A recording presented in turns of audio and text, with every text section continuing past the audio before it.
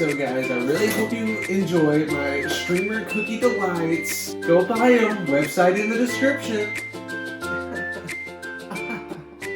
Oh, such a good streamer. Hey, do you want to buy my vitamin-filled protein, super healthy streamy cookies? Sure. Are they good? $500! What? Give me your whole life savings. It's only $100 a bag. What are you, a fucking broke? No, I don't want to spend my entire savings on a thing of cookies. Why? Because you're broke? No, I just don't think something like that's a good idea. Sounds like something a brokey would say. Listen, I just personally do not think it's going to be a good financial decision. You're a Gen Zer. You don't make good financial decisions. You spend all your money on coffee and gay stuff. Whoa. I don't think insulting me is going to get me to buy your cookies. Welcome to the video. Simps, gather your weapons. It is time to go to war. Our queen is under some hot water over some freaking cookies. And she may have destroyed her whole career.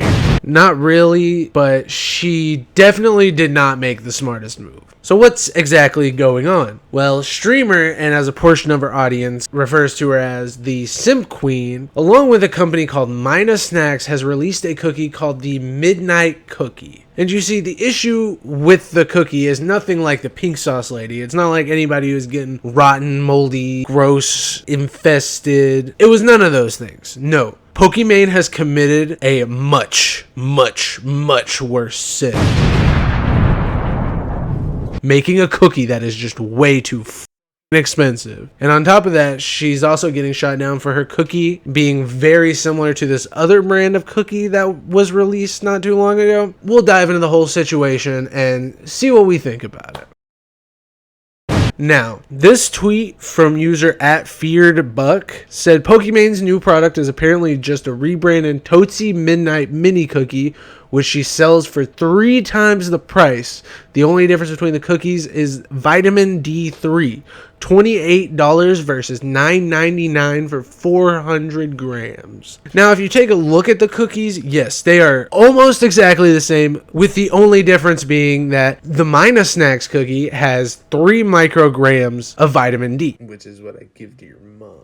Now, just for fun, I want to figure out whether or not that's a normal amount of vitamin D. So what I decided to do was go and look at a Target brand vitamin D capsule, which if you look at it, it includes 50 micrograms of vitamin D, which is 250% of your daily value? What the f***, man? You're gonna overdose on vitamin D. What the fuck? You're gonna overpower the sun. I will say, personally, I think that 15% of your daily value coming from a cookie in vitamin D is probably not bad. Probably does have some sort of benefits, if you want to call it that. But wasn't it just that other cookie? Wasn't it the same? Well, let's take a look at the ingredients list for them. So the Midnight Cookies have gluten-free flour blend, almond flour, organic cassava flour, organic coconut flour, palm oil, organic coconut sugar, white chips, sugar, palm kernel, oil, natural flavor, sunflower, lecithin, and salt. Cocoa powder, organic agave syrup,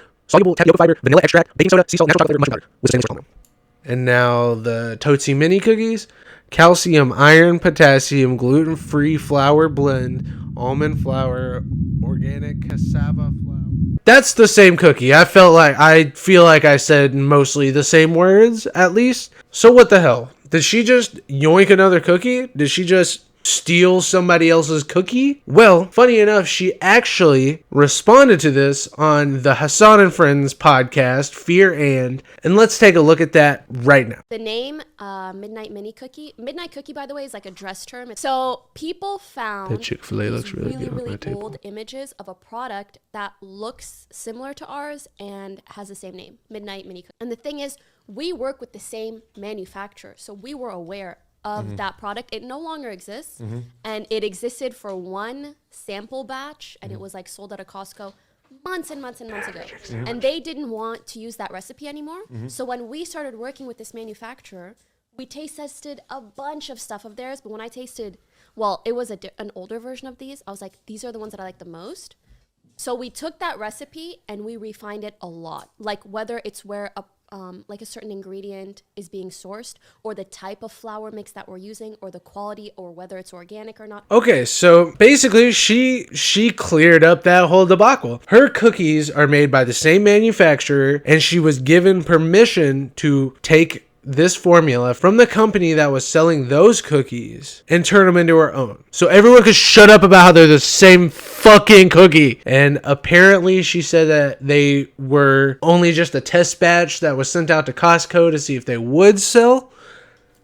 Guess they didn't. She also claims that they tried to refine the cookies to get them the best flavor and the best way they want it.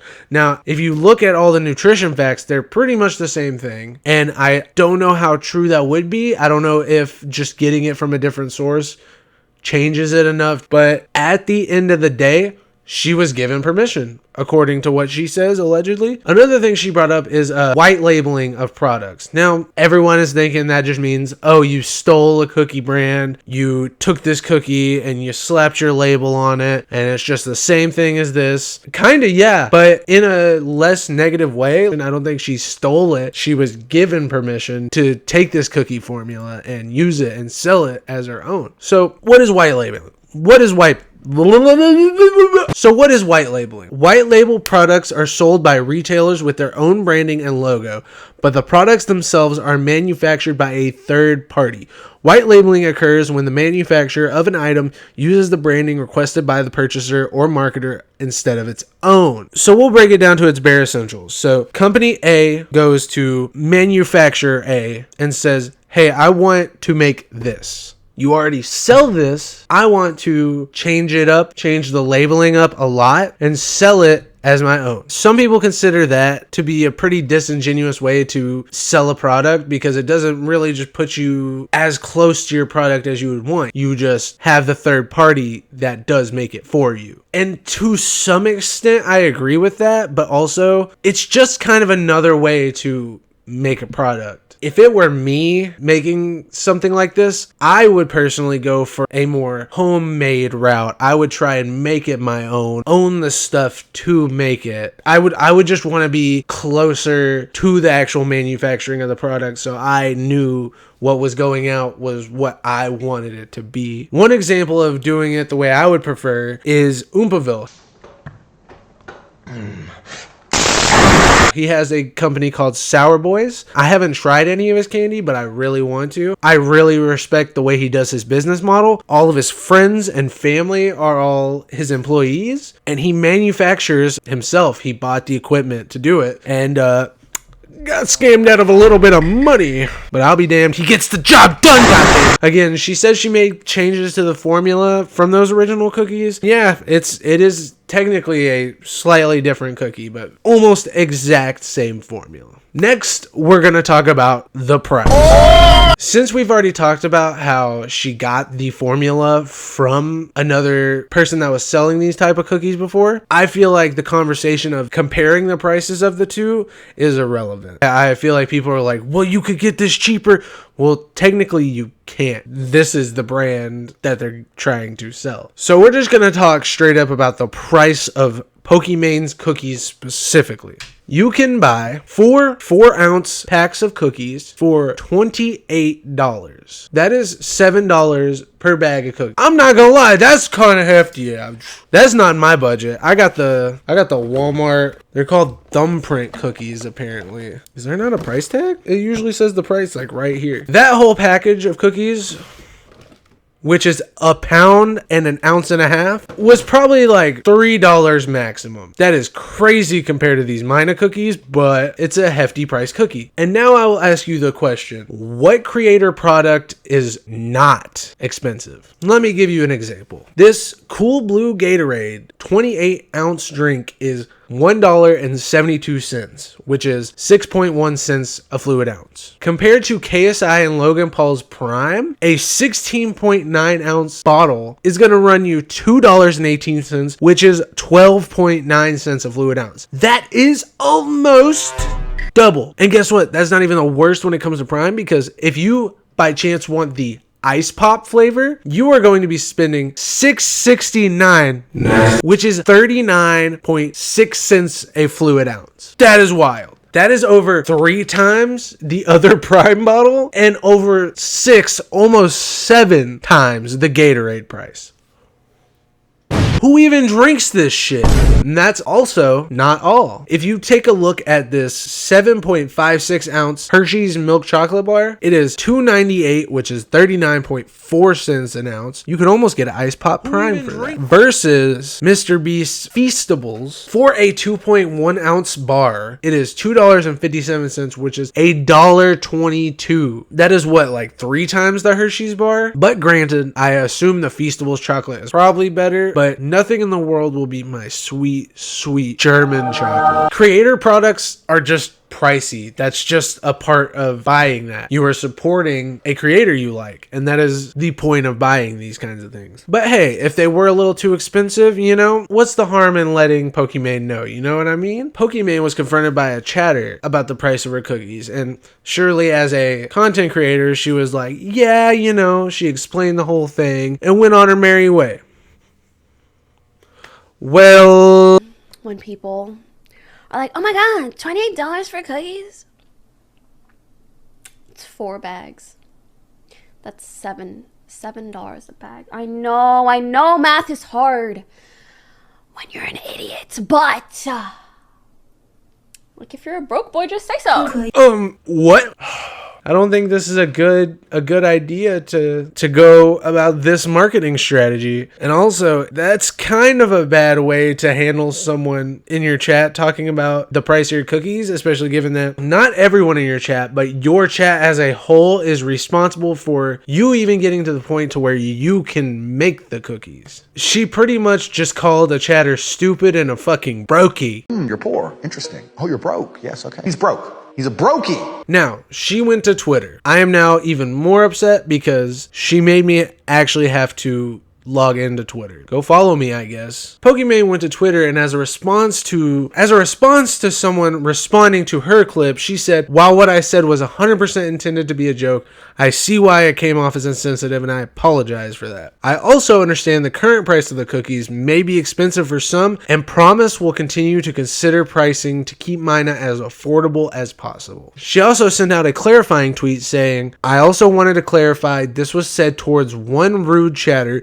and did not at all intend to be a general statement or towards my community. As I figured, this whole thing was just a bad joke, and overall I think just a bad way to take criticism. I was gonna say just bad faith criticism, but I don't even think it was particularly bad faith criticism from the chatter, or at least she shouldn't have handled it in that way because that made her look awful. This is an awful way to market your cookies. This is an awful way to handle the criticism. It was a bad joke, and it was honestly really insensitive. You got that part right. But also, at the end of the day, I do also agree it's kind of just a joke gone wrong. And she's definitely not helping herself look any better. Pokimane also went to Twitter saying, there's been some confusion about my product I launched, and I'm here to set the record straight. She responds to that tweet that we looked at previously. This response to her says, this is so scummy. She is preying on her stands, wringing them out like a rag for every last penny. She's a manipulative liar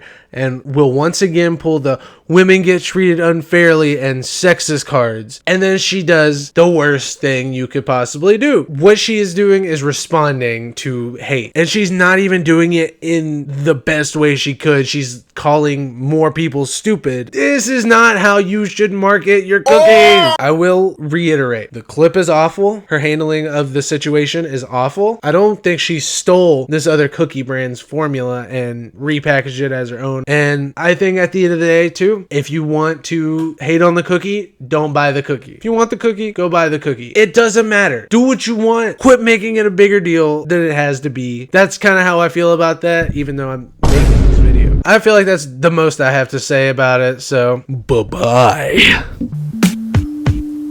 What the fuck was that? Ah!